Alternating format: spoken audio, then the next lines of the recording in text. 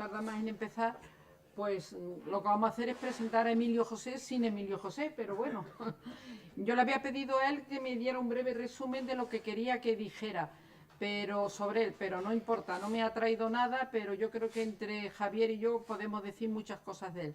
En primer lugar, decir que Emilio José es miembro de Justicia y Paz, es nuestro representante en la Federación de Derechos Humanos y es una persona bastante entendida en cuestiones de derechos humanos y también en cuestiones que tengan relación, bueno, pues con la nueva construcción de Europa. Él ha escrito un libro muy bonito que se llama Soñando Europa, que es un resumen de una serie de artículos que escribió en su momento en un blog que se llamaba Entre Paréntesis, ¿no?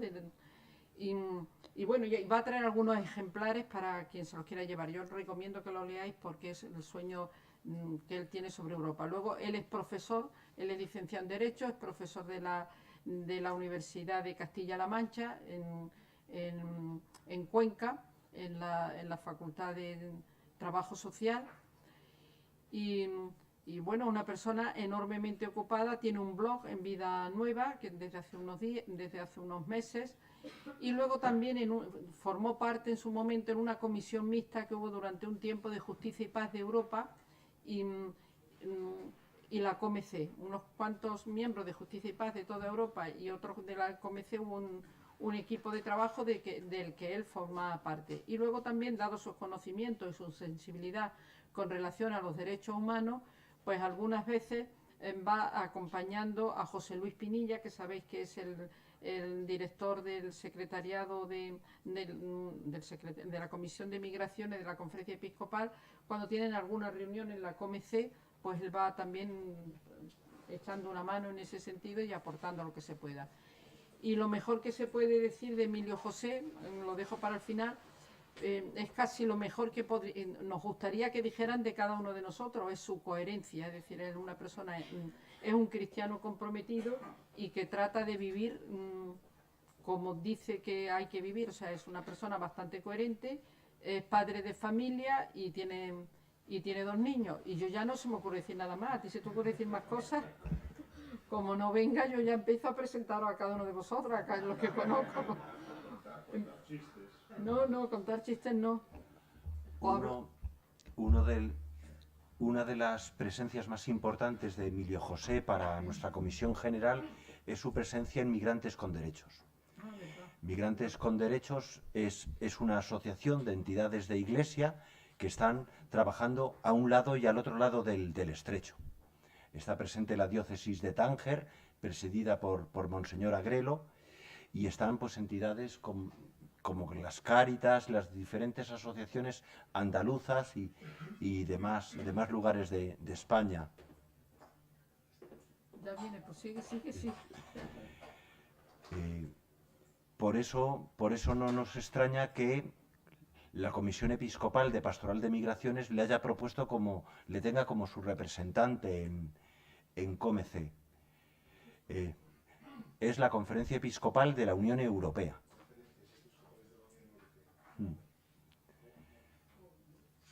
Y luego también, como profesor de Derecho, inquieto y bastante preocupado también por su labor docente, pues participa en varios seminarios, varios encuentros internacionales y grupos de trabajo. Pero eso ya, lo que diga él cuando venga, eso a lo mejor era lo que me iba a decir a mí, pero no lo sé. Vamos, yo es que lo sabemos las cosas porque él es bastante...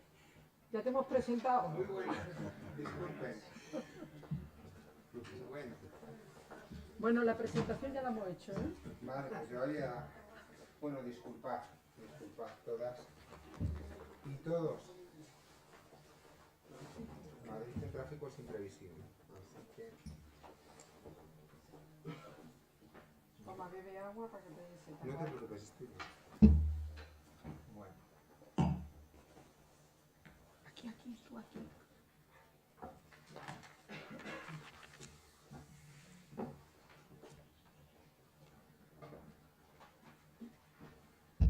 Falta este poquito, ¿eh? Es que ya hemos dicho muchas más cosas, ¿eh? Yo creo que las has hecho adrede, ¿eh? Porque sabías que íbamos a decir más. Dice, Es profesor de la Universidad de Castilla-La Mancha, eso sí lo hemos dicho, doctor en Antropología Social, licenciado en Derecho y diplomado en Trabajo Social. Ha realizado estudios europeos en el Colegio de Europa en Brujas, donde también ha realizado investigaciones sobre derechos sociales. En los años 2005 y 2018 participó en la realización de informes sombra ante el Comité de Naciones Unidas. Fue responsable del programa de inmigrantes de Cáritas Española y secretario general de Justicia y Paz de España. En la actualidad es responsable de derechos humanos de esta entidad. O sea que, y más cosas que hemos dicho, pero Bueno. ya a ver llega tiempo. Bueno, pues gracias. Y de todas maneras, quiero deciros que hemos puesto a vuestra disposición ejemplares del libro Soñar Europa para que podáis acceder a ellos. Bueno, pues voy a abrir la carpeta. A ver si se me abre. Sí, se me abre, parece. Bueno, lo primero de todo es que deciros que me siento muy honrado de estar aquí compartiendo este tiempo con todas y con todos. Para mí ha sido un honor y un gusto compartirlo y estoy muy agradecido.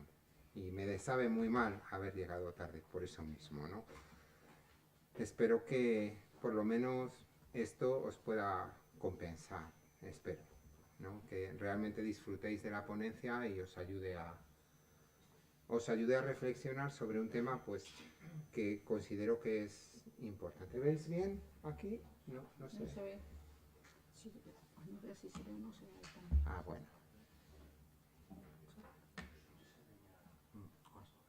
Ahora se va a ver. Bueno, se verá, supongo. Ahora. Bueno, lo primero de todo, a ver si nos deja. Ya, yo creo que ya. Bueno, lo que tenéis en esta imagen, que he querido resaltar, es 4 lugares que tienen mucho que ver con la historia de Europa. En el margen superior izquierdo está una isla. No se ve todavía. No está todavía. Yo es que veo aquí y no, veo que no. Pues antes se veía, ¿no? Porque se vengan todos aquí. Ya empieza a verse.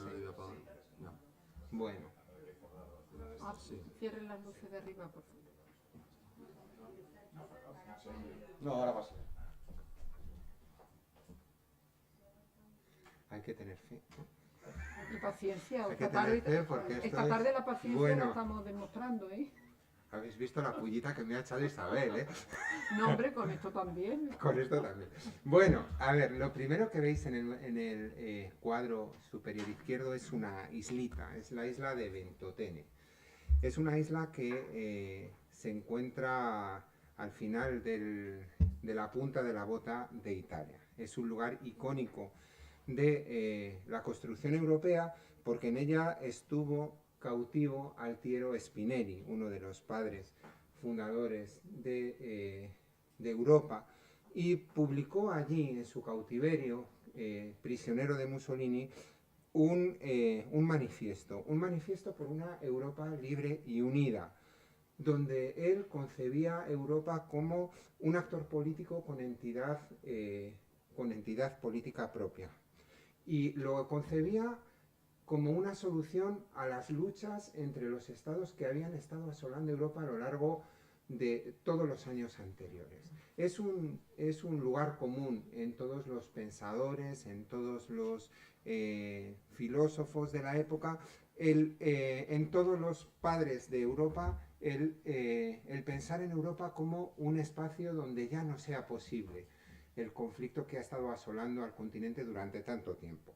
En el margen superior derecho está, pues la Universidad de... en el margen inferior izquierdo está la Universidad de Zúrich. Allí Winston Churchill, en el año 1946, cuando ya había sido derrotado en las urnas por Clement Attlee, que era un laborista, él da una célebre conferencia sobre Europa y aboga por la creación de unos Estados Unidos de Europa. Lo dice abiertamente.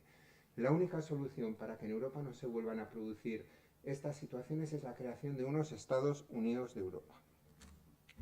En el margen superior derecho, donde aparece esa foto en blanco y negro con una E, pues es una foto del Congreso Europeo de La Haya. En este congreso hubo más de 800 personas, 800 asistentes de 17 países. Y aquí se destaca como conclusión importante que Europa tiene que ser una entidad política fuerte, una entidad que tenga soberanía propia y que se integre política, económica y socialmente.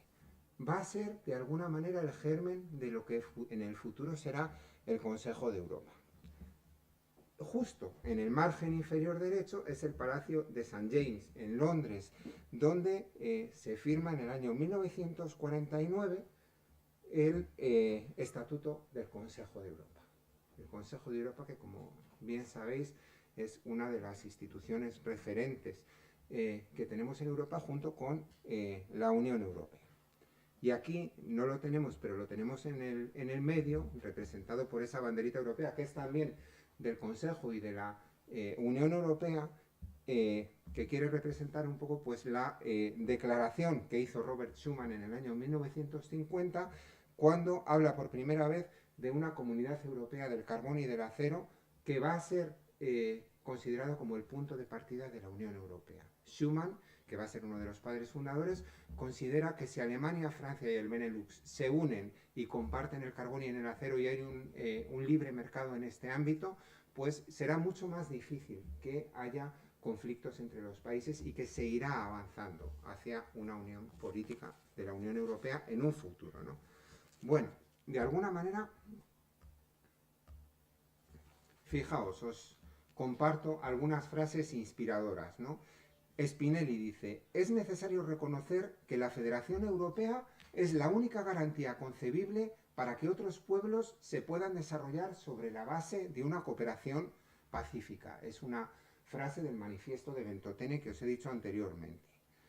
Churchill, en la conferencia en la Universidad de Zúrich, dice: hay un remedio que transformaría totalmente el escenario y podría hacer de Europa, o al menos de la mayor parte de ella, un espacio tan libre y feliz como es Suiza.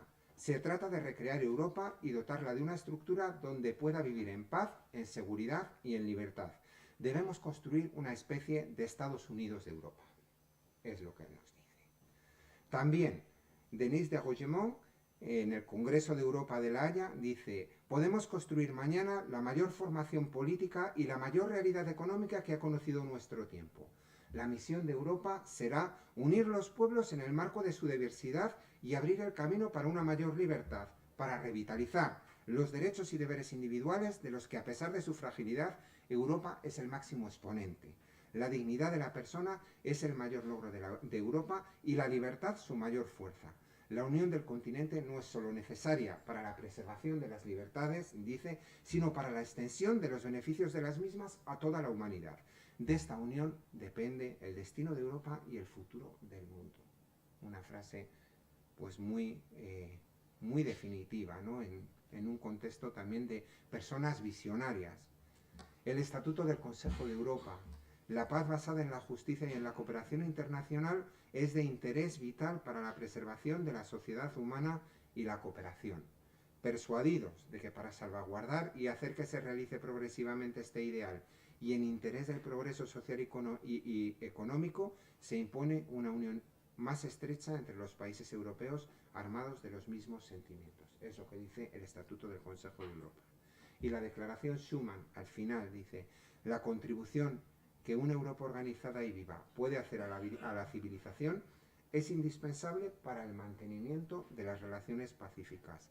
Europa no se hará de una sola vez, se hará gracias a realizaciones concretas que creen, en primer lugar, una solidaridad de hecho. El gobierno francés, porque él venía de Francia, propone que se someta al conjunto de la producción franco-alemana de carbón y del acero a una alta autoridad común. en una organización abierta a los demás países de Europa. Es la Declaración Schuman. Como veis, lo que hay en estos años, en los años finales de la década de los 40, después de la Segunda Guerra Mundial, hay una sensación de hartazgo. No queremos que se repita lo que ha pasado en Europa y en el mundo a lo largo de todos estos años. Europa no puede ser un continente que viva enfrentado como ha venido sucediendo en los últimos años, y por tanto hay que poner soluciones. También esta misma inspiración es la que lleva a Eleanor Roosevelt, la mujer del presidente Roosevelt, a trabajar con mucha decisión, con mucho compromiso en la elaboración de la Declaración de los Derechos Humanos. Es un momento de una profunda catarsis. Es un momento de darse cuenta de lo que había pasado en Europa, de lo que había supuesto el horror de los campos nazis, de lo que estaba suponiendo el desplazamiento de poblaciones de unos países a otros. Población germanoparlante que se estaba yendo de las zonas de Polonia y volviendo a Alemania cuando habían estado allí muchos años. Los países estaban rehaciendo después de la guerra y la población seguía sufriendo también después de la Segunda Guerra Mundial. Era necesario poner límite a esta situación. Era necesario crear una entidad nueva donde los ciudadanos, donde los sujetos de derechos pudieran vivir en paz, donde los habitantes no tuvieran que estar temerosos de nuevas guerras, de nuevos conflictos que les sumieran en el temor y en la miseria, como dice la Declaración también de los Derechos Humanos, ¿no? Además, era importante aprovechar el momento, porque como bien sabéis, la Guerra Fría se aproximaba, empieza en los años 50, ya empieza a alargarse a finales de los años 40, y los países vuelven otra vez por sus fueros, ¿no? Vuelven a olvidar el horror de la Segunda Guerra Mundial y vuelven a querer congregar a países en su entorno, a crear bloques, y por tanto es un momento especialmente importante cuando surge todo el pensamiento proeuropeo y cuando surge también todo el pensamiento en favor de una comunidad mundial de derechos en la declaración, la que va a crear la Organización de las Naciones Unidas, ¿no? Y que va a dar lugar a la Declaración de los Derechos Humanos. Bueno, la idea de Europa, desde estas intuiciones que hemos visto de Spinelli, de Churchill y de los distintos de Schuman, va a cristalizar al final en dos instituciones que conocemos, ¿no? En primer lugar, el Consejo de Europa, y en segundo lugar, la Unión Europea, antes Comunidad Europea y antes Comunidad Europea del Carbón y del Acero, Euratom, etcétera, ¿no? Bueno, el Consejo de Europa, que cuando hablamos de Europa parece que nos viene inmediatamente la Comunidad Europea, la Unión Europea, es un órgano fundamental en la protección de los derechos de las personas en el ámbito europeo. Es la entidad referente de la protección de los derechos humanos, principalmente civiles y políticos, en Europa. Sabemos que hay una Carta Social Europea y que hay una Carta Social Europea reformada que están en proceso de cobrar importancia y de tener también un papel fundamental, pero de momento los derechos civiles y políticos son los que están fundamentalmente más protegidos en el ámbito del Tribunal Europeo de Derechos Humanos, que a su vez, ¿verdad?, es una de las patas fundamentales del Consejo de Europa. La sede del Consejo de Europa está en Estrasburgo, al igual que lo está la sede del Parlamento Europeo. El Consejo de Europa tiene como carácter fundamental que no se circunscribe a los países de la Unión Europea. Los estados de la Unión Europea son miembros del Consejo de Europa, pero hay otros más. Turquía es miembro del Consejo de Europa, por ejemplo, ¿no? Tiene 47 estados miembros, de los cuales 28 son también de la Unión Europea. Bueno, pronto serán 27, ¿no? Además de 6 más que tienen el carácter de observador. Estados Unidos, la Santa Sede, México, Japón, Israel, que además tiene un papel en la Asamblea Parlamentaria, y Canadá. Del continente europeo tan solo Bielorrusia y Kazajistán no son estados miembros. Son los dos únicos, el resto sí lo son. Fundamental, requisito indispensable para ser miembro, además de ser un Estado democrático de derecho con una democracia consolidada, es haber ratificado el Convenio Europeo de Derechos Humanos. Si no, no se puede ser miembro del Consejo de Europa. Es interesante hacer constar que la Unión Europea como tal no es miembro del Consejo de Europa. pero está en proceso de firmar y ratificar el Convenio Europeo de Derechos Humanos y hay ya grupos de trabajo a este efecto, con lo cual en breve la Unión Europea podrá ser miembro como tal, independientemente del resto de los estados, del Consejo de Europa. Lo veremos en los próximos años. Todavía estamos en las conversaciones preliminares, ¿no? Pero esto va en proceso. Bueno, junto con el Consejo de Europa, desde luego tenemos a la Unión Europea, ¿no? La Unión Europea que nos resulta tan familiar y últimamente tan especialmente familiar con la cuestión del Brexit, que la tenemos ahí todos los días, todos los santos días, a la vuelta de la esquina, ¿no? Se define como tal, como una asociación económica y política única en su género, ¿no? Compuesta por 28 países europeos, en breve será uno menos, 27, con varias instituciones que forman parte de su estructura, y las más conocidas desde luego son el Parlamento Europeo. Tendremos en breve elecciones al Parlamento Europeo, sus representantes se exigen por sufragio directo y el Parlamento Europeo, como sabéis, tiene responsabilidades legislativas, de supervisión y presupuestarias. ¿De acuerdo? La sede está en Estrasburgo, pero también en Bruselas, pero también en Luxemburgo. Tiene 3 sedes, con lo cual los parlamentarios tienen que estar viajando permanentemente. La Comisión Europea, la guardiana de los tratados, ¿no? Es la que vela porque la legislación de la Unión Europea se cumpla, que se lleve a efecto en los distintos Estados miembros. Es de alguna manera el motor de la puesta en marcha de la legislación europea. Es la impulsora de las políticas comunitarias. Es un colegio de comisarios que está presidido por el presidente de la Comisión, el presidente que es elegido por el Consejo Europeo, y en las últimas elecciones del año 2014 se dio una circunstancia especial, que fue lo que se llamaba el Spitzenkandidaten, que era la persona que más votos había recibido en las elecciones europeas, de acuerdo con los distintos grupos, era aquella a la que tenía que elegir necesariamente el Consejo Europeo.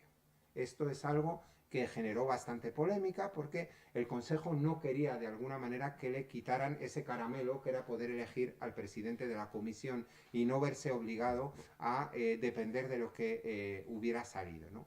Esto les pilló por sorpresa a los miembros del Consejo Europeo en las elecciones del 2014, pero no les ha vuelto a pillar por sorpresa. Ahora ya han decidido que el Consejo Europeo decidirá, desde luego teniendo en cuenta al Parlamento Europeo los resultados que aparezcan en las elecciones europeas, al que consideren más idóneos, pero no se van a ver obligados a elegir entre los más votados, ¿no? Lo que sucede es que es inevitable que tendrá que ser de los partidos más votados el que elijan, ¿no? A ver cómo lo hacen. Pero vamos, ellos tuvieron una reunión ya en febrero del año pasado diciendo que no se iban a someter a esta disciplina. Luego tenemos el Consejo Europeo. El Consejo Europeo es el que está formado por los jefes de Estado y de Gobierno de la Unión Europea y es el que define la orientación y las políticas generales de la Unión Europea, ¿no? La sede la tiene en Bruselas. El Consejo de Ministros de la Unión Europea está formado por los ministros del ramo correspondientes a cada una de las áreas de la política, que tiene su sede en Bruselas, y el Tribunal de Justicia de la Unión Europea, que tiene su sede en Luxemburgo, que en principio no es un tribunal de derechos humanos, pero algunas de sus sentencias pueden tener connotaciones y repercusiones en los derechos humanos. Por ejemplo, hubo una célebre sentencia relativa a las hipotecas, en las cuales se decía que los bancos lo que estaban haciendo era alterar la libertad de mercado como consecuencia de la imposición de una serie de condiciones a las personas que se obligaban por hipoteca. Entonces, al final, en favor de la protección de este derecho al libre mercado, pues lo que permitió fue que las personas pudieran garantizar mejor sus derechos y, de una manera indirecta, protegió el derecho a la vivienda. Como sabéis, los tratados constitutivos de la Unión Europea son 3. El Tratado de la Unión Europea, el Tratado de Funcionamiento de la Unión Europea y la Carta de Derechos Fundamentales de la Unión Europea. Pero fundamentalmente los 2 primeros son los tratados fundamentales. Bueno, esto es contexto. Yo creo que es para que nos ubiquemos de qué estamos hablando, ¿vale? Entonces, como el título de la ponencia se llama Soñar Europa, pues vamos a ver, ¿no? ¿Cuál es ¿cuáles son los mimbres del sueño europeo, ¿no? ¿Cuáles son los mimbres? El artículo 1 del Tratado de la Unión Europea piensa en un sueño europeo fundamentado en los valores de respeto de la dignidad humana. Así lo dice. La Unión se fundamenta en los valores de respeto de la dignidad humana, libertad, democracia, igualdad, Estado de Derecho y respeto de los derechos humanos, incluidos los derechos de las personas pertenecientes a minorías. Estos valores son comunes a los Estados miembros en una sociedad caracterizada por el pluralismo, la no discriminación, la tolerancia, la justicia, la solidaridad y la igualdad entre mujeres y hombres. En sus relaciones con el resto del mundo, dice también este sueño europeo, la Unión afirmará y promoverá sus valores e intereses y contribuirá a la protección de sus ciudadanos, contribuirá a la paz, la seguridad y el desarrollo sostenible del planeta, la solidaridad y el respeto mutuo entre los pueblos, el comercio libre y justo, la erradicación de la pobreza y la protección de los derechos humanos, especialmente los derechos del niño, así como el estricto respeto y desarrollo del derecho internacional, en particular el respeto de los principios de la Carta de las Naciones Unidas. Suena bien, ¿no? Suena bien. Además dice, la Unión reconoce los derechos y libertades y principios enunciados en la Carta de los Derechos Fundamentales de la Unión Europea, la cual tendrá el mismo valor jurídico que los tratados. Los derechos fundamentales que garantiza el Convenio Europeo para la Protección de los Derechos Humanos y las Libertades Fundamentales y los que son frutos de las tradiciones constitucionales comunes a los Estados miembros formarán parte del derecho de la Unión como principios generales. Pues yo leyendo esto, a mí lo que se me queda es decir, menudo espacio más interesante para vivir. Promover la paz, el desarrollo, la lucha contra la pobreza, un espacio en el que las personas puedan vivir en libertad, que tengan garantizados sus derechos, que se respete la dignidad humana hasta el final, la libertad, la democracia, la igualdad, el Estado del Derecho, respeto a los derechos humanos. ¡Qué maravilla!, ¿no? ¡Qué maravilla como espacio! Tener además la Carta de Derechos Fundamentales de la Unión Europea como uno de los textos clave y además siempre teniendo como contexto el Convenio Europeo de Derechos Humanos y Libertades Fundamentales. Pues menudo espacio interesante, ¿no? Menudo espacio en el que merece la pena vivir, ¿no? ¿Cómo vamos de tiempo? ¿Bien? Bien. Fijaos, claro, esto pues nos ha generado, dices, bueno, pues ¿cuáles han sido las luces del sueño europeo? Pues aquí tenemos unas cuantas, ¿no? Si os dais cuenta, bueno, pues tenemos el espacio de libre circulación, ¿no? De personas. Aquí tenemos una aduana, ¿verdad? En la que vemos, pues, que aparece ciudadanos de la Unión Europea ahí, ¿no? Tenemos la gran conquista, ¿no? De intercambio en el conocimiento, que es el programa Erasmus, ¿no? Ahora reformado, que se llama Erasmus Plus, que ha permitido que muchas personas, muchos estudiantes, muchos jóvenes europeos, pues se puedan mover de un país a otro país, que se pueda intercambiar relaciones, cultura. Desde luego, otro elemento clave son, pues que efectivamente, que se ha contribuido a que no haya un conflicto en Europa, ¿no? Ahí pone 70 años de paz duradera, ¿no? Y de alguna manera, si os fijáis en este dibujo, aparece en color azul los periodos de paz y en color gris los periodos de guerra, ¿no? Y bueno, aparece resaltado efectivamente los 70 años de existencia de la Unión Europea como el periodo más largo que ha existido desde el año 1500. Y de alguna manera, si os fijáis en este dibujo, aparece esto en color azul los periodos de paz que en el año 2012 y bueno, le aparece resaltado efectivamente los 70 años de existencia de la Unión Europea como el periodo más largo que ha existido desde el año 1500. Si os fijáis en este dibujo, aparece esto en color azul en los periodos de paz que en el año 2012 y bueno, le aparece resaltado efectivamente los 70 años de existencia de la Unión Europea como el periodo más largo que ha existido desde el año 1500. Por detrás, en este dibujo aparece esto en color azul en los periodos de paz que en el año 2012 y bueno, le aparece resaltado efectivamente los 70 años de existencia de la Unión Europea como el periodo de largos de sociedades distintas hasta el año 1500. Ahí existe en este dibujo, y bueno, parece esto, volviendo este cambio que en el año 1500 se da, y bueno, hay que resaltar efectivamente los 70 años de existencia de la Unión Europea como el periodo de largos de sociedades distintas hasta el año 1500. Ahí existe en este dibujo, y bueno, parece esto, volviendo este cambio que en el año 1500 se da, y bueno, hay que resaltar efectivamente los 70 años de existencia de la Unión Europea como el periodo de largos de sociedades distintas hasta el año 1500, con muchísimas diferencias en este dibujo, y bueno, parece esto, volviendo este cambio que en el año 1500 se da, y bueno, hay que resaltar efectivamente los 70 años de existencia de la Unión Europea como el periodo de largos de sociedades distintas hasta el año 1500, con muchísimas diferencias en este dibujo, y bueno, parece esto, volviendo este cambio que en el año 1500 se da, y bueno, hay que resaltar efectivamente los 70 años de existencia de la Unión Europea como el periodo de largos de sociedades distintas hasta el año 1500, con muchísimas diferencias en este dibujo, y bueno, parece esto, volviendo este cambio que en el año 1500 se da, y bueno, hay que resaltar efectivamente los 70 años de existencia de la Unión Europea como el periodo de largos de sociedades distintas hasta el año 1500, con muchísimas diferencias en este dibujo, y bueno, parece esto, volviendo este cambio que en el año 1500 se da, y bueno, hay que resaltar efectivamente los 70 años de existencia de la Unión Europea como el periodo de largos de sociedades distintas hasta el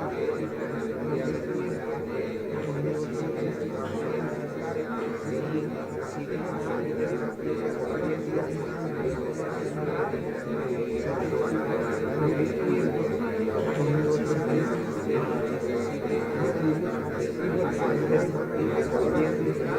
1500, con muchísimas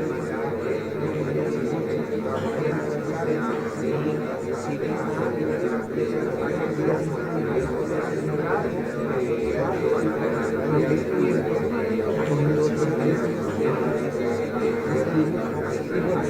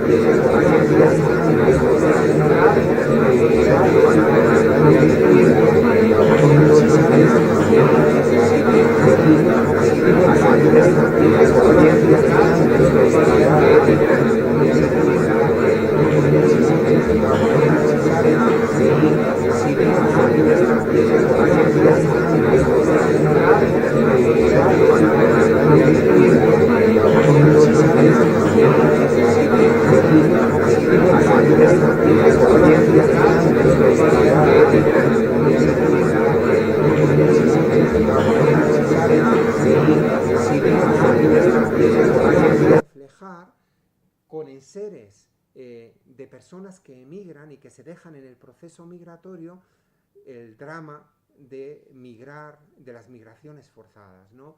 Y entonces ahí pues aparecía pues un zapato, aparecía un libro, aparecía un recuerdo de una foto de los seres queridos, aparecía un bolígrafo, aparecía ropa, aparecía un juguete de niño. De alguna manera quería reflejar en ese espacio, en el templo de la Catedral de Amberes, ¿verdad?, en una de las naves laterales, en una de las capillas, pues la importancia que tiene la migración hoy en día, y desde luego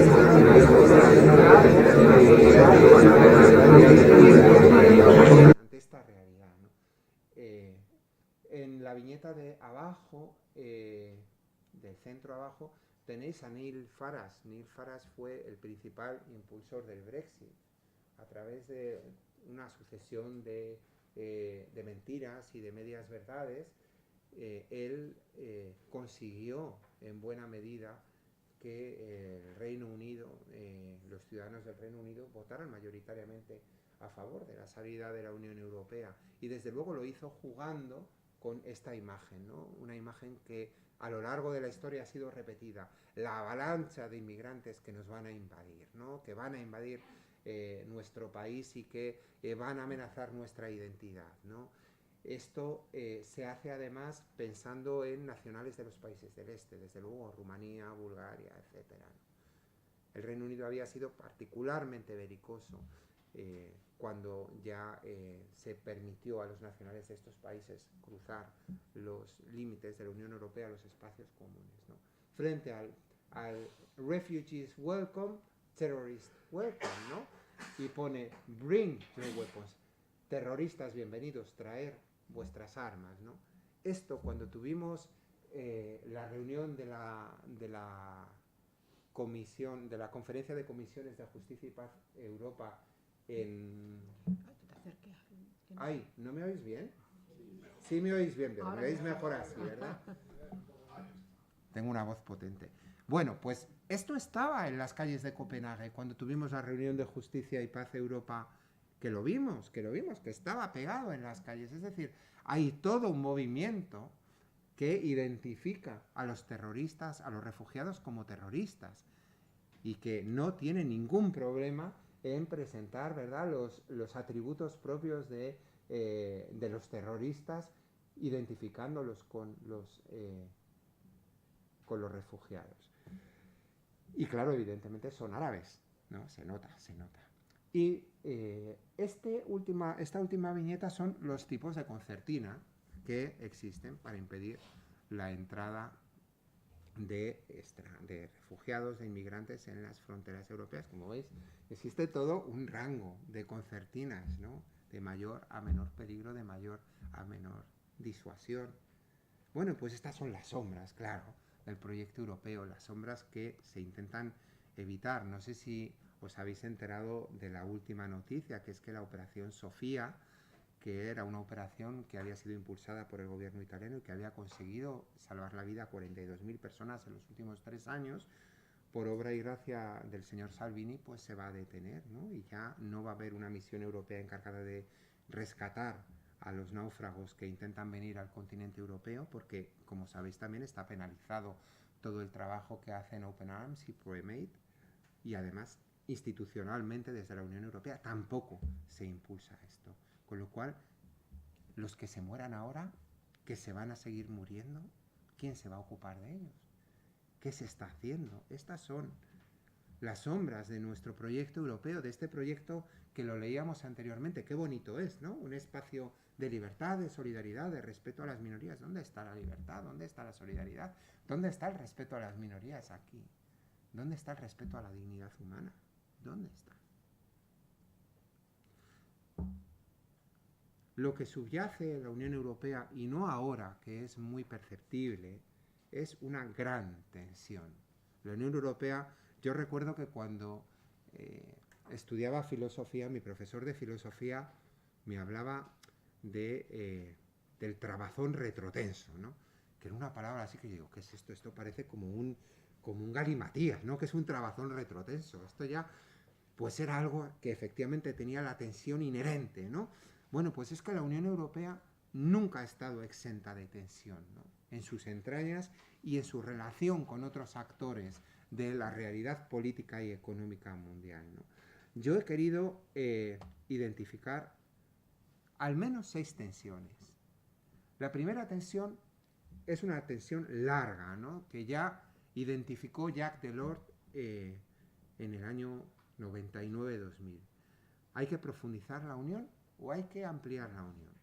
Daos cuenta que desde el año 2004 al año 2013, la Europa de las libertades, de los derechos, pasa de tener 15 miembros a tener 28. Desde el año 2004 al año 2013. Hay sucesivas ampliaciones. En principio hay 3 ampliaciones en este gran periodo de tiempo, ¿no? Una primera ampliación que realmente no supone ningún trauma a la Unión Europea, porque se hace pues con mucha normalidad, ¿no? Pues es la ampliación de los países centrales, ¿no? Pues de Austria, pues de estos países, ¿no?, que son muy similares a los países de Centro Europa. Pero luego tenemos todo el gran bloque del este, ¿no?, que ese ya supone una mayor diferencia en renta, en maneras de entender la realidad europea. Y luego tenemos la última ya gran ampliación de la Unión Europea. Con lo cual tenemos que hay un número de países notable que viene del este de Europa, que tienen una historia y una trayectoria distinta a la de los países que tradicionalmente habían formado el núcleo central de la Unión Europea. Se empieza a hablar de la Europa de 2 velocidades. Historia y una trayectoria distinta en la Europa norte frente a la Europa sur, sino Europa que tradicionalmente habían formado el núcleo central de la Unión Europea. Se empieza a hablar de la Europa de 2 velocidades. Con historia y una trayectoria distinta en la Europa norte frente a la Europa sur, que tradicionalmente habían formado el núcleo central de la Unión Europea. Pues se hizo en base a con historia y una trayectoria distinta en la Europa norte frente a la Europa sur, que tradicionalmente habían formado el núcleo. Entonces, ¿qué se vio en la entrada de estos nuevos países? Se vio a nuevos consumidores de países que habían dejado el comunismo, que estaban en proceso de mejorar su competitividad y que podían ser un mercado interesante para los productos de la Unión y una mano de obra también barata y cualificada, ¿no? Con lo cual todo eso jugó a favor de la ampliación. Esto ha pasado factura. Ha pasado factura y lo estamos viendo, ¿no?, con la realidad, por ejemplo, que nos estamos encontrando en Polonia, en Hungría, por ejemplo, ¿no? Sabéis que el partido de Orbán pues ha recibido una sanción ya del grupo del Partido Popular Europeo y probablemente sea expulsado del Partido Popular Europeo. En Rumanía, el Partido Socialdemócrata, que es el partido líder allí, pues de socialdemócrata no tiene nada, se parece mucho a la Liga italiana o al antiguo Frente Nacional francés. Es decir, realmente son estados donde la transición democrática se está haciendo con una dificultad grande, ¿no? Claro, esto ha servido para que las nuevas ampliaciones de la Unión Europea pues se frenen, ¿no? Es decir, Serbia, Macedonia y desde luego Turquía, que lleva llamando a la puerta de la Unión Europea muchos años, pues evidentemente lo van a tener bastante crudo para acceder a la Unión Europea a corto plazo. El otro día el gobierno holandés se manifestó claramente contra la ampliación de nuevos países de la Unión Europea, ¿no? Y estábamos hablando de un país como Serbia, que ha obtenido y ha conseguido un cierto nivel ya de calidad democrática, pero la idea es decir, no vamos a permitir ya que se amplíe más, ¿no? Otra de las tensiones fundamentales, ¿no? Gobiernos nacionales frente al establishment de Bruselas, ¿no? Identidad nacional frente a una supuesta no identidad europea, ¿no? La cuestión de la pugna entre la soberanía de los estados y las competencias de Bruselas siempre ha sido una cuestión polémica, ¿no? Desde el principio. No sé si os suena el término de la silla británica.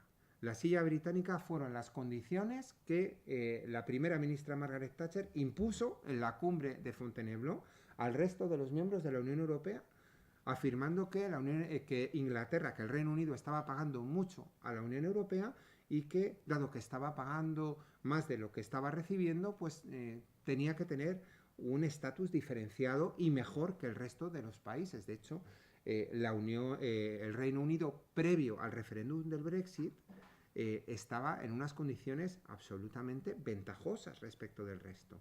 Y si hubiera salido el voto a favor de permanecer en la Unión Europea, el estatus del Reino Unido habría incluso mejorado más, ¿no? Entonces, bueno, pues esto ya fue el primer ejemplo, la llamada silla británica, las líneas rojas británicas de esa tensión entre una primera ministra que impone, merced a su poder, ¿no?, unas condiciones al resto de los Estados miembros. Por ejemplo, la frontera de Ventimiglia también, ¿no? La frontera de Ventimiglia es otro de los ejemplos claros entre la soberanía de los Estados y el poder de las instituciones europeas. Bueno, pues el gobierno francés decide cerrar la frontera de Ventimiglia para que no entren refugiados procedentes de Italia. Y lo hace unilateralmente y sin contárselo a las instituciones europeas, vulnerando el acuerdo de libre circulación, ¿no? Entonces, de buenas a primeras, pues decide que no va a pasar nadie más. Efectivamente, hay casos en los que por extrema necesidad, en casos de urgencia, tú puedes no permitir la libre circulación. Pero esto fue, bueno, pues porque estaba vulnerando, porque se sentía que era una amenaza y no se contó con ello, ¿no? El paquete de Dublín es otro claro ejemplo, ¿no? Cuando la canciller Angela Merkel decide que va a dejar pasar a todas aquellas personas que vienen a Europa solicitando asilo y que estaban concentradas en Grecia intentando pasar. Entonces decide que todos los que vengan a Alemania será estudiada su petición de asilo y será en principio concedida su solicitud de asilo. Claro, esto hace que vengan cantidades importantes de población inmigrante y que quieran dirigirse a Alemania pasando por el resto de los países. Esto, que fue una buena noticia, desde luego que lo fue, en países fronterizos lo que generó fue resquemor y suspicacias, ¿no? La dificultad que ha habido en los últimos años también de decidir qué hacer con estas personas que eran que se estaban concentrando en las costas italianas y en las costas griegas, ¿no?, que estaban llegando buscando un mejor futuro, los refugiados, ¿no? Y hay varias reuniones en el año 2016-2017 en las que se dice, bueno, pues vamos a poner en marcha la solidaridad europea y vamos a hacer un plan para que todos los países se corresponsabilicen en la atención de los refugiados, ¿no? Y ahí se levanta la voz por parte de algunos países y dicen, nosotros no vamos a acoger a ni un solo refugiado. No lo vamos a hacer. Aunque era obligación por parte de los estados el hacerlo, hay países que dicen que por ellos no pasa, ¿no? Y es un momento en el que Italia dice, la solidaridad europea se ha roto, ¿no? Antes de la llegada de Salvini, dice, se ha roto la solidaridad europea, porque ya se ha dejado al libre albedrío de los países el decidir cuántos quieren acoger, cuántos no quieren acoger y si quieren acoger o no. ¿Os acordáis? Que era cuando el ministro del Interior en aquel momento dice que el dejar entrar a los inmigrantes es como permitir que una casa con goteras se inunde, ¿no? Entonces, pues, claro, al final se quiebra la solidaridad europea, ¿no? Claro, esto además ha sido un poderosísimo argumento por parte de partidos que denunciaban a Bruselas como el chivo expiatorio de todos sus males, ¿no? Es Bruselas la que no nos deja ser nosotros mismos, es Bruselas la que nos... Este es un anuncio sobre una herramienta de gestión de proyectos llamada Monday.com. Así es como se ve y así es como se siente. Claro, este es un mensaje recurrente que han utilizado los partidos de extrema derecha. ¿Y qué onda, gente de YouTube? Yo soy Miki, yo les traigo un nuevo video al canal. Esta vez les traigo un video tutorial de OBS nuevo. Y dirán, Miki, ¿qué pedo contigo? Cada rato estás sacando tutoriales de OBS. Y les voy a responder. 1, me gusta ayudar a la gente. 2, me gusta seguir aprendiendo de cómo mejorar mi setup, de grabar y todo. Y pues si aprendo algo nuevo y mejorado, pues quiero dárselo a ustedes, ¿ok? Y 3, quiero visitas, ¿ok? Ok, ignoren esa última. Y 4, el tutorial que tengo en el canal con más vistas está un poco desactualizado y quiero actualizarlo. Aparte, voy a poner una anotación, una nota en todo el ancho del video donde diga que es un tutorial actualizado y que le den clic para que aprenda mejor, ¿ok? Este va a ser un tutorial más básico, igual va el tema de un stream, o más bien para grabar de forma optimizada, de forma óptima, para grabar y para streamear. Para grabar va a ser muy sencillo, les voy a explicar todos los pasos. Y no me quiero enrollar tanto hablando, así que vamos a empezar. Algo que voy a aclarar, gente, es que Al Capone, no quiero criticar ni nada, pero Al Capone sacó un video explicando cómo configurar para streamear y cómo configurar para grabar. Sin embargo, gente, a ver, déjenme crear uno nuevo para tutorial. Ok, ahí está. Sin embargo, gente, ese tutorial que hizo Al Capone al momento de grabar no es el indicado, ok.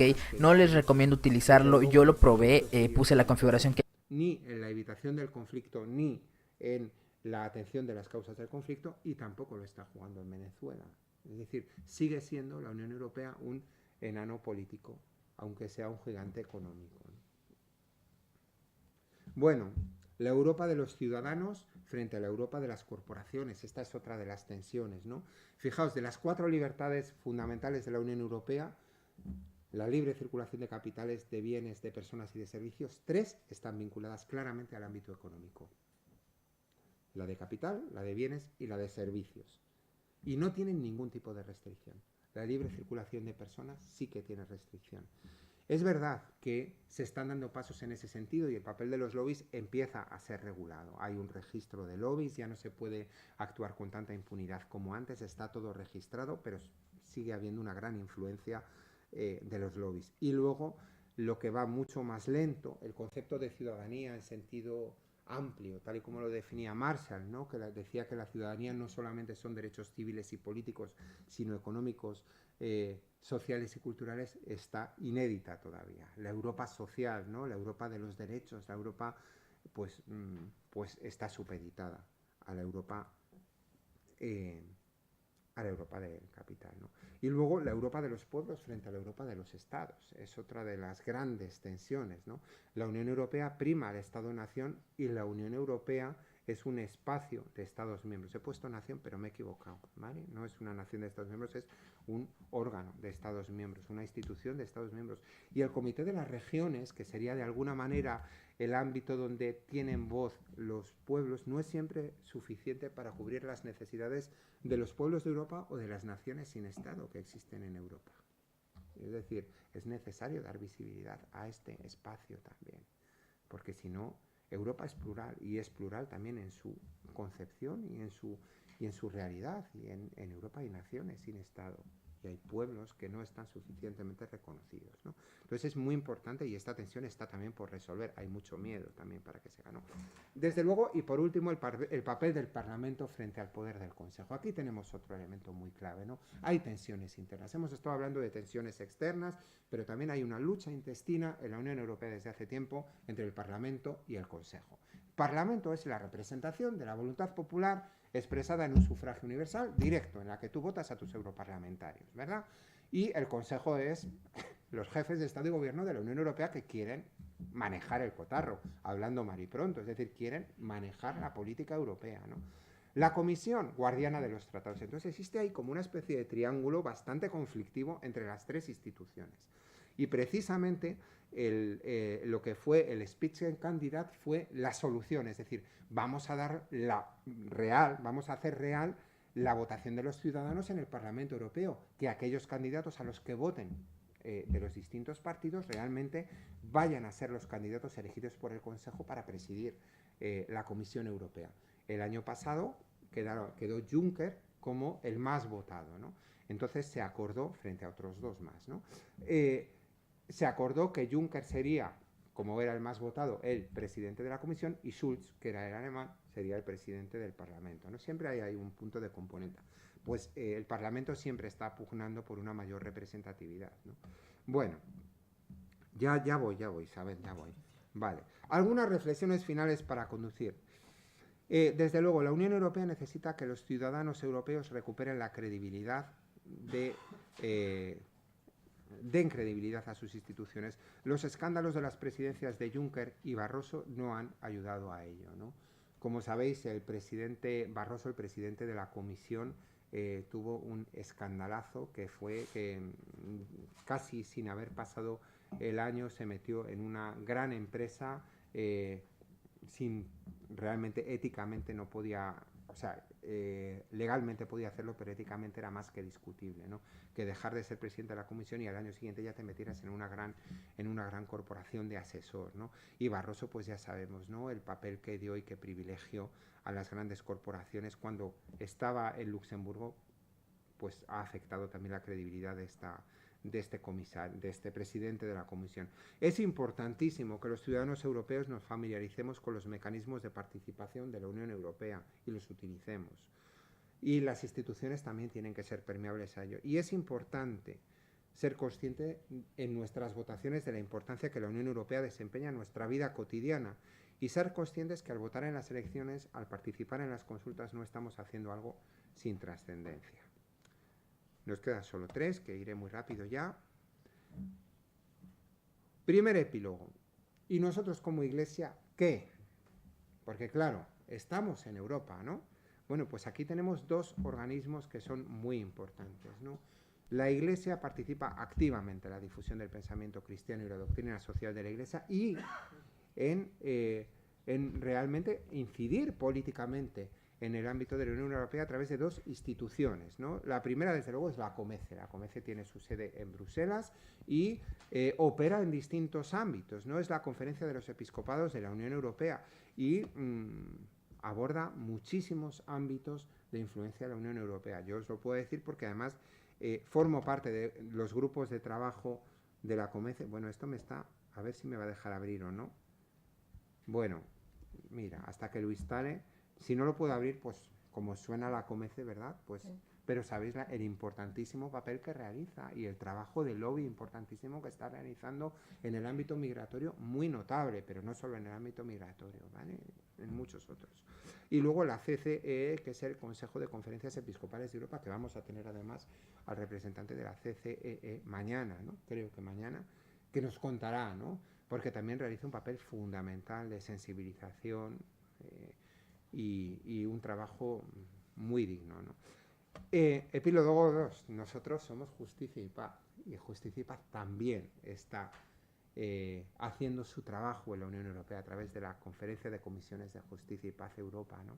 Sabéis que todos los años además tenemos una acción conjunta en la que trabajamos juntas las distintas comisiones para incidir en nuestro gobierno y para que realmente se puedan cumplir y se puedan llevar a cabo lo que nosotros estamos intentando promover, ¿no? Que en el fondo en todas nuestras comisiones es pues la difusión de la doctrina social de la Iglesia y la promoción y la defensa de los derechos humanos. Que sepáis además que Justicia y Paz Europa tiene estatuto consultivo en el Consejo de Europa, es decir, tenemos gente en el Consejo de Europa que está trabajando por esto, ¿no? Y colorín colorado, este cuento se acaba. Pues gracias por vuestra...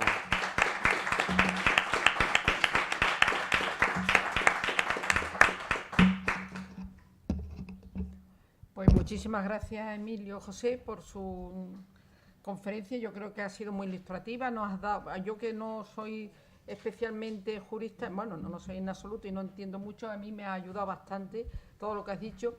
Y ahora se abre el diálogo, y el diálogo que siempre proponemos en nuestras jornadas nacionales y casi nunca conseguimos, es que sea un diálogo a ver si entre todos, o sea, participamos entre todos manifestamos nuestra opinión y avanzamos, porque normalmente solemos hacer muy bien los análisis de la realidad, el ver, el juzgar, lo hacemos muy bien, el actuar siempre para decir lo mal que lo hacemos también, pero el proponer lo hacemos regular. Y teniendo en cuenta que mañana vamos a tener también un día completo para escuchar a otros expertos y a otras personas, a ver si entre todos somos capaces de empezar a vislumbrar nosotros con nuestro criterio propio, con el de Justicia y Paz, por dónde deberíamos caminar para proponer luego a través de nuestros comunicados posibles acciones. Entonces, preguntas por supuesto a Emilio José, todas las que se quieran, participación, toda la que se quiera, incluso se puede disentir con él, ¿eh? No hay por qué decir que se está de acuerdo en todo. Y lo que sí rogaría, que se nos ha olvidado decirlo al principio, pero ya me he dado cuenta que él trae unas chuletas que nos va a dejar muy bien, lo que sí rogaría es que salieran de aquí como mínimo 2 voluntarios para que tomaran nota, 2 relatores, porque claro, si se van a hacer propuestas necesitaríamos tomar nota de ellas. Entonces, por favor, 2 relatores, 2 que se les dé muy bien, bueno, pues que se dediquen a tomar nota y vayan haciendo una especie de resumen de todo lo que se va diciendo. Ya me han dicho que Eduard, hijo mío, no vas a ti no te vamos a dejar en paz. Así que Eduard, por favor, va a ser uno de los relatores. Ay, bueno, tampoco. No. ¿Y algún otro relator más? Pues Covadonga, muchas gracias. Empieza las preguntas, las intervenciones y las disensiones también, ¿eh? Bueno, aprovecho para deciros que aquí hay un libro estupendo que se llama Soñar Europa, afectos y desafectos sobre un proyecto posible, que está a vuestra disposición. He traído varios ejemplares y otros tantos que me han dejado en la conferencia episcopal para que, bueno, pues os ayude la reflexión sobre la realidad europea y el momento de Europa. Yo creo que puede ayudar. También hay algunos ejemplares de la revista Ventana Europea, que es una revista que edita la Comisión Episcopal de Migraciones y que pone en contacto a las comisiones de migración de los distintos países europeos, en las que también tenemos una vida pues muy interesante. Pues muy bien. Adelante.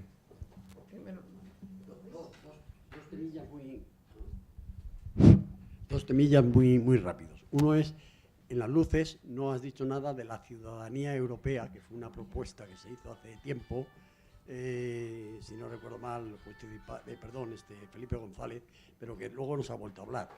Se plasmaría en un pasaporte europeo. ¿Eso cómo está? Y lo segundo es destacar que Justicia y Paz Europa ha emitido un documento reciente, vamos, hace 2 años también emitió otro, pero vamos, con motivo de las elecciones europeas. Entonces, aprovechar pues, para que la gente lo conozca. Me parece que está en la documentación, exactamente, sí. Pues sí.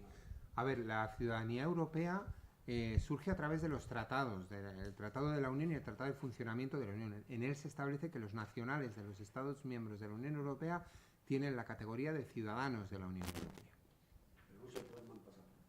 Bueno, se plasma en la libre circulación y en los pasaportes sí, aparece Unión Europea, España, sí que aparece un pasaporte europeo, es un pasaporte europeo, sí.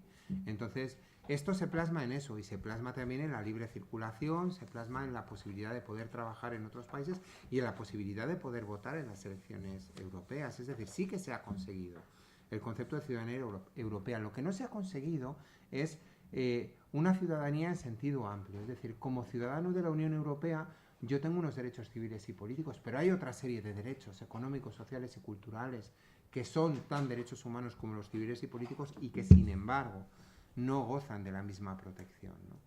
Entonces, bueno, pues ahí tenemos el límite. Y por supuesto, lo que has comentado es así, es decir, en la Unión Europea, en Justicia y Paz Europa siempre se hace pues una declaración en relación a las elecciones de la Unión Europea, sí. Es algo común también entre nosotros, el intentar concienciar a la Iglesia en este sentido, sí. Damos la bienvenida a Luis Oculi, que acaba de llegar, que es, como antes ha dicho Emilio José, es el secretario del Departamento de Pastoral Social del Consejo Episcopal de Europa. Bienvenido y a partir de ahora incorpórate al diálogo y ya está. A mí me preocupa muchísimo esta postura que ha cogido Europa para cerrar la puerta a los inmigrantes. Es una fuerza, yo creo, y la extrema derecha la que está haciendo que veamos a los inmigrantes como eso, como terroristas, como que van a perjudicar, cuando en el fondo, además le he oído decir a gente bien preparada, que Europa se está haciendo vieja y que necesitamos, y que estos que vienen pueden hacer una generación más joven y que Europa tiene suficientes recursos económicos para acoger a esta gente que está viniendo. Pero hay un rechazo que va totalmente en contra de lo que acabas de decir, de acoger, de respetar los derechos humanos. Esta pobre gente se le trata como si fueran indignos de vivir, porque se les deja que se ahoguen en el mar, que se vayan a esos campamentos donde viven como animales. eso no es humano. Entonces, ¿dónde está la humanidad de los europeos? Me parece que sería importante, no sé si a través de la Iglesia o de la política o de los que nombremos, como eso es otra cosa que yo quisiera que nos aconsejes a quién votar para el Consejo Europeo, porque yo no tengo ni idea, pero hay que pensar en votar a alguien que valga la pena y ayude a que mejoren los criterios que está usando Europa. Y otra cosa que no has hablado de ella, pero que a mí me preocupa mucho, son los europeos que van a África a apoderarse de las tierras, a cortar árboles, a empobrecer a los africanos, y luego los africanos, cuando vienen para acá, les cerramos las puertas. Eso me parece una injusticia humana tan grande que me cuesta muchísimo aceptarlo, vamos, que no puedo aceptarlo. ¿Escuchas otra a la vez mejor? Bueno. Mejor vamos a escuchar dos ¿Cuál o tres a la era? vez. Eudal. Eudal era el ¿tu nombre? siguiente. Eudal, después Maricruz. Sí, bueno, aparte de felicitarte, quisiera, como no has hablado mucho de esto, porque obviamente hay otras cosas, el tema del tribunal, es decir, de la protección específica de los derechos humanos en el Consejo de Europa a través del Tribunal Europeo de Derechos Humanos de Estrasburgo, que no hay que confundirlo con el de la Unión Europea de Luxemburgo. Bueno, nada, muy brevemente, una anécdota personal, una batallita, si me permitís. Cuando yo estaba estudiando Derecho, tercero de Derecho, en la Facultad de Derecho de Barcelona había un instituto, una cosa que habían formado catedráticos de Derecho Internacional y de otras disciplinas, se llama Instituto de Derecho Comparado y de la Unión Europea, que ya funcionaba incluso desde mucho tiempo, en pleno franquismo, pero con gente avanzada, etc. Y que estaba hermanado, colaboraba con el mismo Instituto de Derecho Comparado y de la Unión Europea que estaba en la Facultad de Derecho de la Universidad de Estrasburgo. Y nos organizaban ya un pre-Erasmus, es decir, nos daban becas para que pudiésemos ir a Estrasburgo. Entonces, las becas eran de varios cursos y eran temas específicos de derecho comparado, pero había uno inicial que habías de hacer, como en principio siempre, que era las instituciones europeas, conocerlas, porque claro, en aquella época España estaba fuera de todo y no teníamos ni idea. Pero era conocer eso, las que había entonces. Entonces había pues entonces lo que se llamaba el mercado común, y en el momento eran solo 6 países, de los 6 países, los 5 de la Comunidad de Acero y Italia. Bueno, y otra que era el Consejo de Europa. Entonces, en una clase que nos dio explicarnos qué era y cómo funcionaba y dónde estaba distribuido el Consejo de Europa, la daba un profesor inglés muy bueno y muy británico, muy irónico, pero muy bueno, que se llama el profesor Robertson, que nos enseñaba primero un mapa de Europa que tenía lucecitas en todos los países que eran miembros del Consejo de Europa, que habían firmado el convenio fundacional y el convenio europeo de derechos humanos de Roma de 1950. Entonces, en este mapa aparecían países democráticos y tal, y en la parte de España, que además, claro, ocupa un lugar destacado y se ve enseguida, en la parte de abajo, parecía Andalucía, no sé si bien, había una lucecita roja. Y, no sé, nos decía, y como sabía que iban muchos españoles a este curso, porque era la época en que teníamos ganas de salir y conocer, siempre nos decía, miren, ustedes en el territorio que ustedes consideran español, decía, y que yo pienso que podría serlo, y no me importa decirlo, pues resulta que he puesto una luz roja para que vean que a través de Inglaterra, en un punto de la península ibérica, se puede, y que a lo mejor alguien puede ir allí a reclamar algún tipo de ayuda o de protección. Bueno, esto era una anécdota para decirnos que, bueno, que España teníamos que espabilarnos porque solo teníamos como contacto Gibraltar, como contacto con el Consejo de Europa. Bueno, no, lo que quiero decir es, primero, poner de manifiesto que ha sido un instrumento útil y uno de los primeros que han permitido a los ciudadanos ir a un tribunal internacional, porque tradicionalmente la historia de los tribunales internacionales, que los ha habido y los sigue viendo y los habrá, era que quienes tenían acceso o legitimación para ir eran los estados o determinadas instituciones, pero no las personas. Y este pues tuvo esta ventaja. Y por tanto, y de crear una jurisprudencia muy buena durante muchos años con juristas. Desgraciadamente, pues como pasa con estas cosas, por diferentes razones, la rutina, el exceso quizá de haber más países y más demandas ha convertido, hay una muralla burocrática impresionante, como sucede también con el Tribunal Constitucional aquí, pues que de los recursos de cada 1000 admiten 5.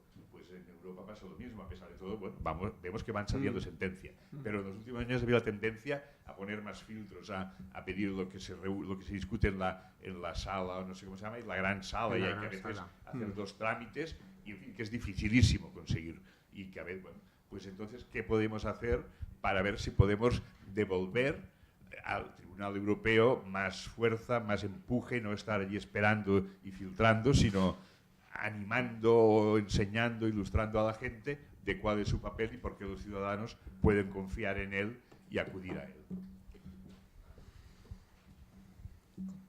Sí, voy contestando. Bueno, de todas las cuestiones que habéis planteado son cuestiones de muchísimo interés y que tienen muchísima miga.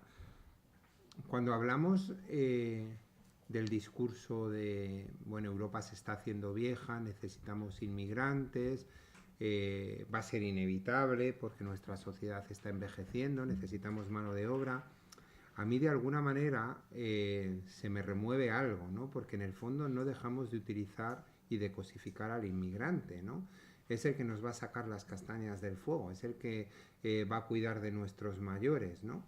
Y sin embargo la realidad es que en este momento actual es cierto. También habría que empezarse a plantear qué es lo que está pasando para que nuestros jóvenes pues tarden tanto en tener familia y tengan tan poca familia. ¿Cómo están las políticas sociales europeas? ¿Cómo está la política familiar de la Unión Europea? ¿Cómo está la estabilidad en los empleos? ¿Cómo está la percepción de futuro que tenemos? ¿Cómo está el miedo que existe, la precariedad, ¿no? Esta realidad, ¿no?, que existe la Unión Europea, que está intentando poner en marcha la llamada flexiguridad, ¿no? Es decir, bueno, flexibilidad en el despido, pero seguridad en la atención a las personas que son despedidas para reciclarlas y que puedan encontrar enseguida trabajo. Bueno, pues la flexiseguridad en el fondo es una flexiprecariedad que está generando que muchísima gente no pueda hacer proyectos de futuro y en el fondo lo que está sirviendo es para generar miedo, para generar inseguridad, para alimentar con ese miedo y esa inseguridad sentimientos atávicos de rechazo hacia el que viene de fuera, que va a combatir, que va a competir con nosotros en esa precariedad y que va a llenar esos espacios donde todavía nosotros no estamos. No sé si me he explicado bien, pero yo creo que por ahí es el tema, ¿no? Entonces yo creo que tenemos que hablar de un planteamiento más holístico, más global y más adecuado y más focalizado realmente en las necesidades de la gente si queremos que Europa tire para adelante. O Europa es social o no es Europa. No va a funcionar Europa nunca si no se tiene en cuenta esto. Otra clave muy importante, la política exterior. Yo no lo he dicho directamente, pero cuando he hablado de la cooperación de la Unión Europea he dicho, bueno, con muchos matices. Los matices son las políticas de vecindad y las políticas de cooperación de la Unión Europea. La política de cooperación de la Unión Europea está muy vinculada a proyectos de desarrollo económico y desarrollo y de creación de puestos de trabajo, pero siempre desde la óptica de la Unión Europea y desde los intereses de la Unión Europea y desde unas prioridades estratégicas que son definidas desde la Unión Europea también, con lo cual importa relativamente poco el desarrollo planteado desde la óptica y desde la perspectiva de estos mismos países, ¿no? Todo está vinculado con las prioridades de la Unión Europea. ¿Y qué decir de la política de vecindad?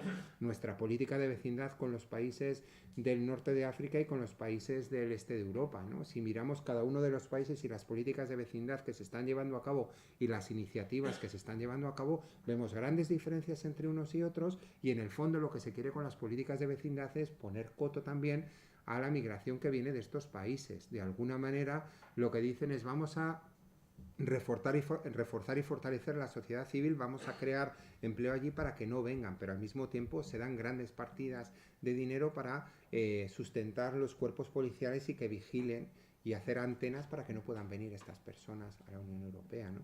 También forma parte de nuestra dimensión exterior de la Unión Europea todo lo que es el Frontex, ¿no? El Frontex como realidad tremenda, que una de las últimas medidas de Frontex también va a ser externalizar su servicio a países que no son de la Unión Europea, como Serbia, ¿no? Y mantener ahí el control de los extranjeros que intentan venir a partir de ahí. Con lo cual, a mí me parece que tiene más sombras que luces nuestra dimensión exterior de la Unión Europea. Y en lo que podría ser más brillante, por ejemplo, una de las cosas que Federica Mogherini hizo muy bien, nuestra representante de política exterior, fue plantarse en el tema de Irán, ¿no? Decir, mira, nosotros no vamos a secundar a los Estados Unidos en la aplicación de sanciones a Irán. Y efectivamente yo ahí creo que es un logro. Ha estado bien, veremos lo que dura, ¿no? Sin embargo, no ha habido tanta energía en el tema de Ucrania. Putin está demasiado cerca y además tiene el gas y además es delicado afrontarle, ¿no? Con lo cual vamos a ser prudentes, que nos pilla, bueno, pues así, ¿no? Se juega con una cosa y otra. Y a mí Federica Mogherini como política me gusta mucho. O sea, me parece que es una mujer que tiene una sensibilidad, pero aún así yo creo que, bueno, pues que se está hasta donde se está y existen grandes presiones para que Europa no sea un actor político importante. No le interesa a los estados, a muchos de los estados, no le interesa a los Estados Unidos, no le interesa a Rusia, por supuestísimo, tener una Unión Europea fuerte en el ámbito político. Y sin embargo yo creo que es la solución y sigue siendo la solución para nuestro continente y para la realidad de nuestros países. El Tribunal Europeo de los Derechos Humanos, yo creo que es nuestra joya, es decir, un ámbito de jurisdicción vinculante, europeo, cuyas sentencias, cuyas resoluciones son de obligado cumplimiento para los estados. A mí me parece que realmente es un ejemplo. Y es cierto que ahora con la nueva organización del Tribunal Europeo de Derechos Humanos, con la sala de 3, la sala de 7 y la sala de 13, de 13 o de 11, no sé si era de 11 o de 13, pero bueno, efectivamente es como una mayor burocratización, pero al mismo tiempo, si entras en la página del Tribunal Europeo de Derechos Humanos, puedes ver que la accesibilidad ha mejorado, es decir, que realmente la aplicación nos permite denunciar casos de violaciones de los derechos humanos y que en primera instancia, en lo que es la primera criba, si se ha producido una violación de derechos humanos una vez apurada la legislación, la jurisdicción interna, pues sí que es verdad que se puede valorar. Y en ese primer trámite no hay coste ninguno. Ahora bien, en el momento en que se admite a trámite, no solamente hay coste económico, sino, como bien dices, hay mucho tiempo. Pero tenemos que ver que hay sentencias muy interesantes. Ha habido sentencias realmente muy interesantes en el tema de la migración, en el tema del asilo. Ha habido otras que han sido polémicas, como os acordaréis, la doctrina Parot y la irretroactividad de la doctrina Parot, ¿no? Que ha permitido la excarcelación de miembros de ETA a los que se les había aplicado, ¿no? Es decir, bueno, pero yo creo que es una institución a mantener y a consolidar y a facilitar su accesibilidad. Bueno, cada vez más vamos ganando en justiciabilidad de organismos internacionales, ¿no? Es decir, por ejemplo, en el ámbito de las Naciones Unidas ya sabemos que el haber ratificado España el protocolo facultativo del Pacto de Derechos Económicos, Sociales y Culturales ya nos permite presentar quejas. En el tema de la Carta Social Europea ampliada, también reformada, también podemos empezar ya a movernos, pero vamos a ver si España realmente la acaba de ratificar. Pero bueno, que hay pasitos que se están dando en el ámbito de la jurisdicción internacional y de una mejora de la justiciabilidad, desde luego que sí. No sé si te he contestado. ¿Te he contestado? Sí. Hay un momentito, hay más palabras, pero yo voy a decir una. Yo me pedí a mí misma la palabra y me la he dado, claro. Yo la secretaria general, o sea, no, es solamente decir una cosa propositiva, de que a veces lo bueno es enemigo de lo mejor y nosotros no nos debemos dejar robar nuestro mensaje ni nuestra forma de hablar. Tú ya lo has dicho un poquito, pero yo quiero ir un poquito más para allá. Eso de decir que tenemos que permitir la inmigración porque nos van a resolver el problema de la natalidad, porque los inmigrantes vienen a hacer los trabajos que no quieren hacer los nacionales, o que como hemos sido emigrantes nosotros, pues tenemos que reconocer que en un momento nosotros fuimos inmigrantes y por tanto tenemos que tener también la misma actitud de acogida. A mí me parece que ahí ya va un poquito de mezquindad o va un poquito de mensaje anticristiano. Los cristianos tenemos que hacer el bien sin más, la gratuidad, que no nos quiten el mensaje de la gratuidad, de hacer las cosas simplemente porque es nuestra obligación como cristianos y nada más. Y no nos dejemos robar ese mensaje, que lo políticamente correcto es decir eso, porque en Europa se está envejeciendo y tal, y parece ser que es argumentos que se encuentran para mover a las personas en favor de la inmigración. Nosotros tenemos que ser, nosotros hacemos el bien gratuitamente. Todo el mensaje de la vida de Jesús se resume en amar a Dios y amar a los demás. Pues ya está, en amarnos a nosotros y amar a los demás. Entonces, la gratuidad siempre, sin justificaciones, porque si no, poquito a poquito nos van a ir robando nuestro mensaje. Maricruz, te toca. Yo quizás si hay más palabras pedidas, me reservo mi No, tú habla que mañana... No, sobre todo porque, hombre, no voy a desvelar hoy las cosas que voy a contar mañana, ¿no? Pero me ha hecho mucha gracia porque llegamos a la misma conclusión. Yo también pienso que la solución es más Europa, que la solución viene de la mano de la unión política, que es lo único que nos va a poder salvar de la guerra intestina. Pero llegamos desde dos planteamientos muy diferentes, ¿no? Es decir, yo estoy tomando nota de un montón de cuestiones que tú has ido señalando y que las veo desde otro punto de vista. El tema de las migraciones, por ejemplo, ¿no? Por si, bueno, que creo que puede ser un tema, bueno, ciudadanía, es que, en fin, qué pena que no le saquemos más partido a esa ciudadanía, es decir, esa posibilidad de votar donde residimos, somos ciudadanos de donde vivimos, de donde estamos integrados, me parece una maravilla, ¿no? El tema del Tribunal Europeo de Derechos Humanos, creo que se nos escapa la mejor, ¿no? Es decir, que cualquier persona que esté bajo la jurisdicción de un Estado miembro, tenga o no papeles, tiene derecho a ir al Tribunal Europeo de Derechos Humanos. Eso me parece, como decía Emilio, una joya, y lo contamos poco, y creo que ese es uno de los principales problemas, que era por lo que yo había pedido la palabra, porque contamos poco lo que hace la Unión Europea y le afeamos a la Unión Europea lo que no puede hacer porque los Estados le tienen puestas las manos con un grillete. El tema de la operación esta del Mediterráneo, es que ese es la evidencia más clara de lo que son fake news. Resulta que la Unión Europea no tiene esa competencia, que esa es una competencia de los Estados. Lo mismo que en la cuestión del reasentamiento y la reubicación, que no se puede establecer esas cuotas porque la Unión Europea no tiene esa competencia, sigue siendo una competencia estatal. ¿Y quién ha sido el que ha dicho que no se puede proseguir con esa operación en el Mediterráneo? En este caso Italia, pero podría haber sido Hungría o Polonia o cualquier día España, así que no me espanto de nada. Los gobiernos van cambiando y todos podemos ser igual de crueles, ¿no? Entonces, nos encontramos que es Italia, con la política que está ahora mismo llevando a cabo Salvini, el que frena esa operación, y el titular de prensa es: la Unión Europea cierra la operación del Mediterráneo. Al César lo que es del César, ¿no? Es decir, bueno, es que, perdona, yo ahí discrepo relativamente, ¿no? Eso es bueno. Por eso lo quería plantear, porque en estas cosas, si todos pensamos lo mismo, al final todos llegamos a la misma conclusión, es por eso quería... Los mecanismos de reajuste y de reubicación sí que están establecidos en el Tratado de Funcionamiento de la Unión, y sí que se dice que en situaciones de emergencia tendrá que haber un acuerdo entre los Estados miembros para resolver esta situación. Lo que pasa es que, efectivamente se confiaba en la responsabilidad y en la solidaridad de los Estados, cosa que nunca sucedió. Pero que estaba, y que intentó la Comisión Europea, el presidente de la Comisión, forzar ese acuerdo, lo intentó. No se consiguió, desde luego. Sí, claro. El tema es que, bueno, pues se ha demostrado también que, por ejemplo, el paquete de Dublín, pues el paquete de Dublín es estupendo o no estupendo, pero desde luego existe y regulaba todo el tema del asilo. Y en un momento determinado, Alemania, con su mejor voluntad y con la intuición de Angela Merkel, dice, bueno, pues se acabó Dublín y vamos a permitir que entre, bueno, por un acto de Alemania. Es que Alemania es Alemania, cuidado. Son los estados. Claro, entonces Alemania dice...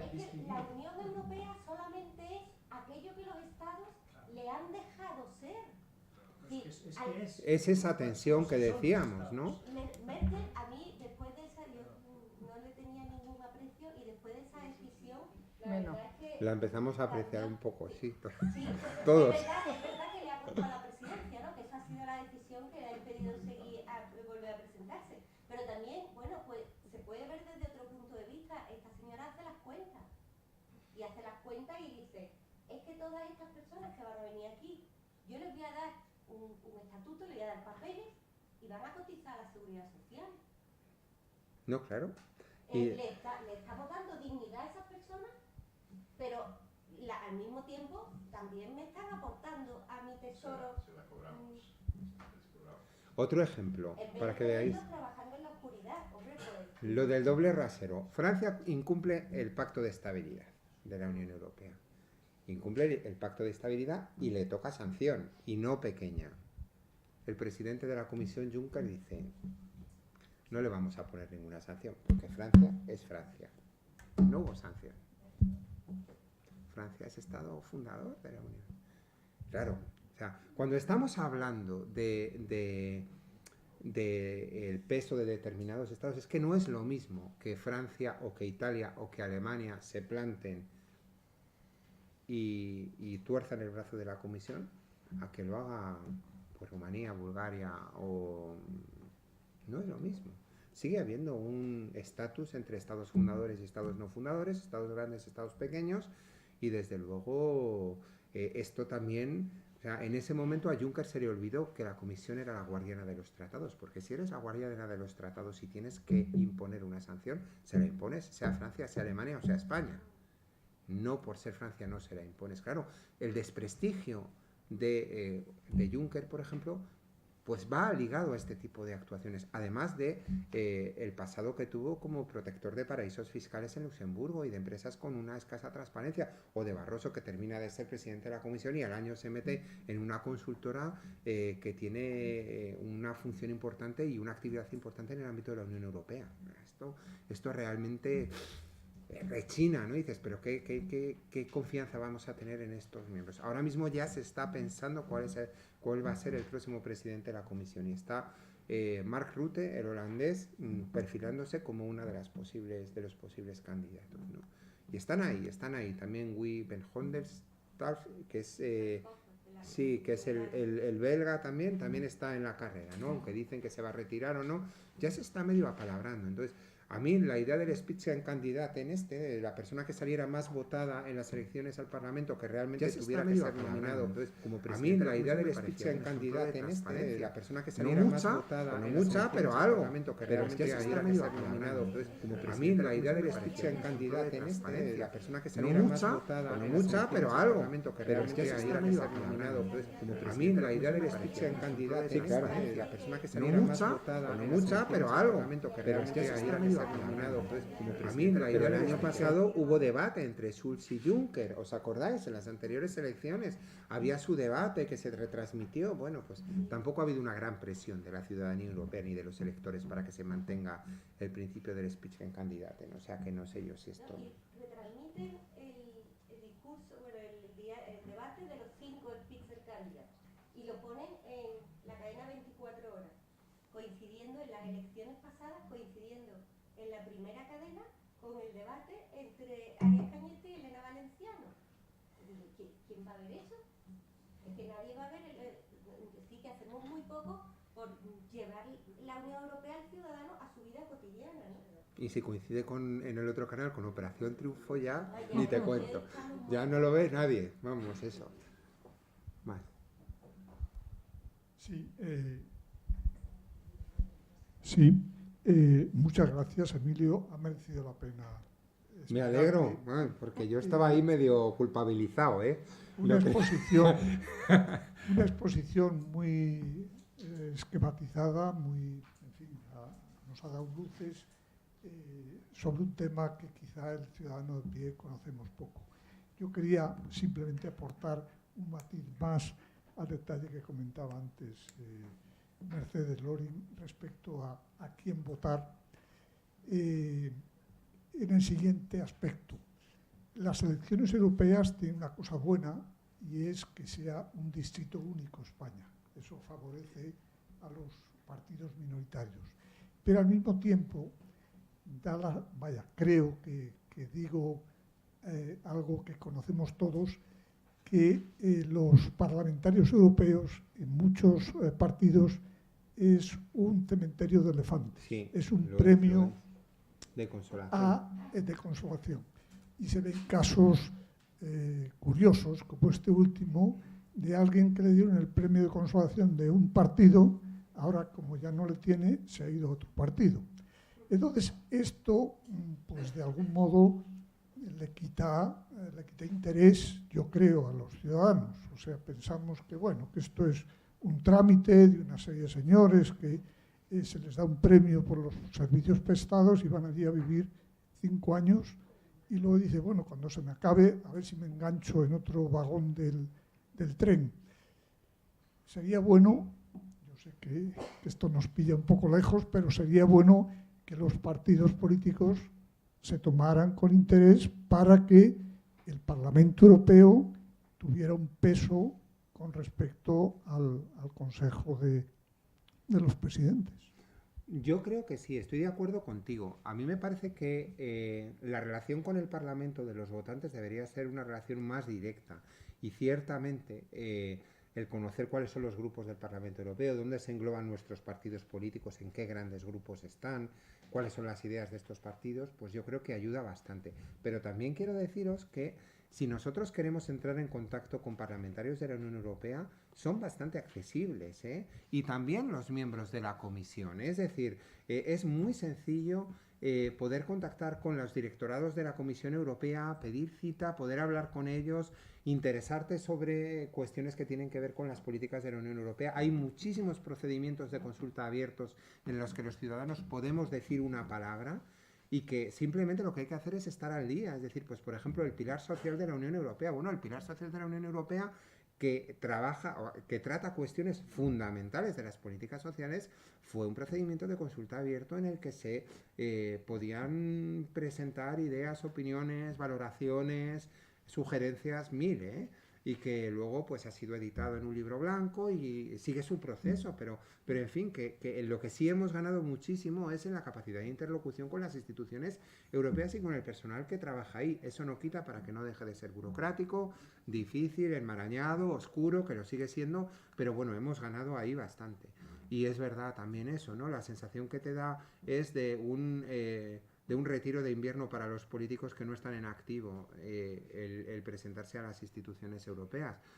Sí, a mí también me gustaría conocer políticos que por vocación realmente, ¿no?, digan, bueno, pues vamos a trabajar por transformar las instituciones europeas. Tenemos gente española muy potente en la Comisión Europea, en los directorados, en el de innovación e investigación, en de política social, que realmente estaría muy bien tener un contacto con ellos más estrecho. Eso en la Comisión, y los parlamentarios yo creo que hay que mantener un contacto más estrecho, porque en teoría son accesibles y en la práctica también, ¿eh?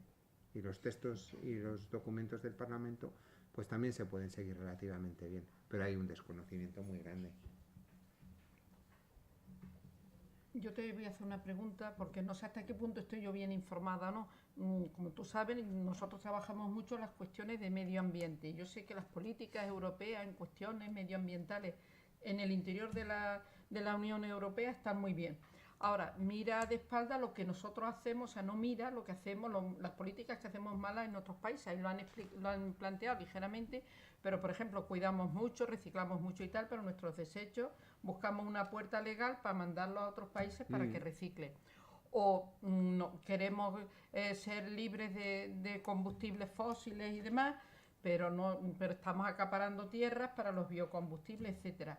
Ahí se vislumbra en ese sentido un avance de políticas de control también de lo que hacemos fuera de la Unión Europea, o seguimos mirando para otro lado. No, en principio sí que está habiendo un trabajo importante también de seguimiento y de control de lo que se está haciendo con los desechos, claro que sí. Lo que pasa es que esto es como todo, al final es una lucha de intereses y al final pues todo eso también tiene su mercado, tiene su espacio, ¿no? Entonces pues sí que existe, pero va muy lento, va muy lento. Y en el tema medioambiental es uno de las grandes de los grandes ámbitos de conflicto, ¿no? Por ejemplo, las farmacéuticas, por ejemplo, las empresas que trabajan con los transgénicos, pues ahí hay un conflicto permanente, ¿no? También. Pero sí se está avanzando, pero es verdad que se está avanzando poco. ¿Más cuestiones? Bueno, pues muchas gracias a todos por vuestra participación y mañana nos vemos aquí a las 10 esperando seguir reflexionando sobre Europa. Pues muchas gracias también, sí, por vuestra paciencia y por vuestra atención. Sí, y el PowerPoint también. Sí, PowerPoint también. También. Perfecto, pues eso se lo dejas a Monsi, porque como vamos a hacer... ¿Tú vas a venir mañana? ¿Tú vas a participar mañana? Intentaré acercarme a la conferencia de Jauregui. Y a los Maricruz, que son Bueno, aquí tenéis esto. Oye, yo no sé, al final... muy bien, yo creo que sí, yo creo que muy bien. Yo creo que muy bien, Patrick, creo que sí. Sí, pues A mí no me preguntes, porque yo no sé lo que te iba a ver. bueno, ya lo sé. Emilio. Sí, ¿os ha gustado? Bueno, venga, igualmente.